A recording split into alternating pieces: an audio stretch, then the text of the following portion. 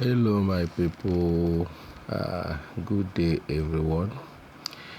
We are back again after a short break. We are working on a project which took us a little bit away from social media, but we are back full time. We are watching at is around Bata roundabout.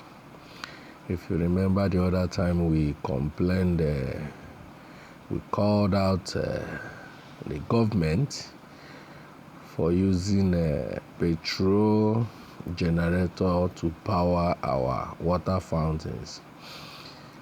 So being a listening governor, we've been following up to make sure that it doesn't happen because it's not sustainable. But we found out right about now that it has been changed to both solar and Abia power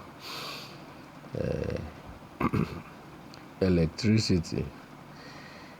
So our water fountains across for now we have confirmed that of Abia Junction and Bata roundabout. So they are now being solar powered and electricity powered. So the petrol engine, petrol generator you're seeing there will be taken off in no time, as there is no longer being useful at that place.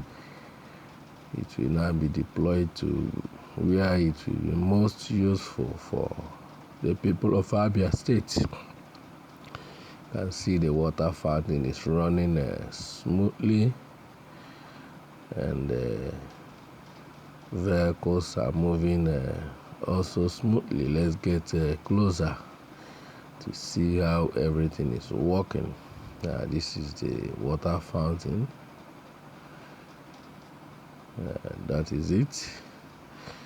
So we commend the Abia State government, even though when we complained, they already told us they have plans that the petrol generator we are seeing is just for test running the water fountains at the moment, that they have plans to change it to electricity powered.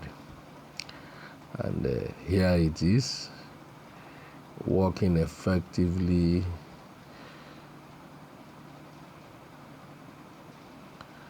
We thought it's necessary to also come and share with the public. As a person that is maintaining it, trying to clean the tiles. This is how Bata Junction looks like.